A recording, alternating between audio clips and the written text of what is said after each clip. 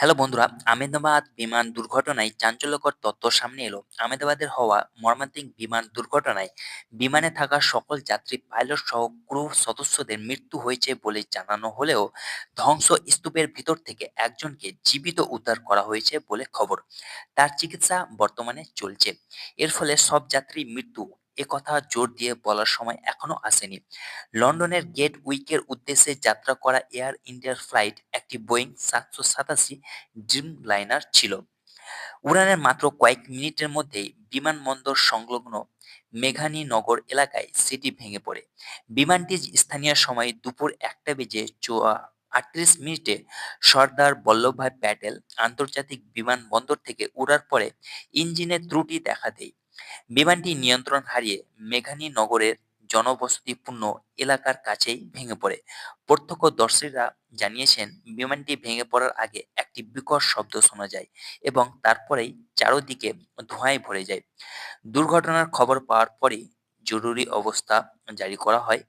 তারপর পরিষেবা দল, দমকল বাহিনী এবং এনডিআরএফ এর একাধিক দল ঘটনাস্থলে পৌঁছায়।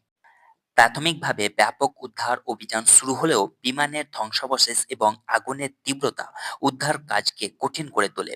সন্ধ্যার মধ্যে কর্তৃপক্ষ নিশ্চিত করেছিল যে বিমানে থাকা সকল যাত্রীর মৃত্যু হয়েছে। আহতদের জন্য নিকটস্থ হাসপাতালগুলিকে প্রস্তুত রাখা হলেও দুর্ভাগ্যবশত কারোরই প্রাণ বাঁচানো যায়নি। তবে এখন দেখা যাচ্ছে কেউ কেউ বেঁচে থাকলেও থাকতে পারেন। ইতিমধ্যে একজন জীবিতের খোঁজ মিলেছে। এই ভয়াবহ দুর্ঘটনার খবর জানানোর পর রাষ্ট্রপতি দ্রৌপদী মুর্মু, প্রধানমন্ত্রী নরেন্দ্র মোদী, বাংলার মুখ্যমন্ত্রী মমতা বন্দ্যোপাধ্যায় এবং কেন্দ্রীয় বেসামরিক বিমান পরিবহন মন্ত্রী জ্যোতিরাদিত্য সিন্ধিয়া গভীর শোক প্রকাশ করেছেন। প্রধানমন্ত্রী নিহতদের পরিবারবর্গকে সমবেদনা জানিয়েছেন এবং সব রকম সহায়তার আশ্বাস দিয়েছেন। বেসামরিক বিমান চলাচল মন্ত্রক এবং ডিজিসিএ এই দুর্ঘটনার কারণ অনুসন্ধানের জন্য একটি উচ্চ পর্যায়ের তদন্ত কমিটি গঠন করেছে। প্রাথমিকভাবে যান্ত্রিক ত্রুটিকে দুর্ঘটনার কারণ হিসেবে ধারণা করা হলেও ব্ল্যাক বক্স উদ্ধার না হওয়া পর্যন্ত চূড়ান্ত সিদ্ধান্তে আসা সম্ভব নয়। বন্ধুরা, এয়ার ইন্ডিয়া ঘটনার পূর্ণ তদন্তের জন্য সব রকমের সহযোগিতার আশ্বাস দিয়েছেন।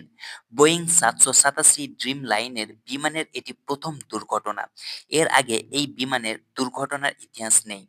ভারতের বিমান পরিবহন ইতিহাসে এটি অন্যতম ভয়াবহ দুর্ঘটনা হিসেবে চিহ্নিত করা হয়ে থাকবে।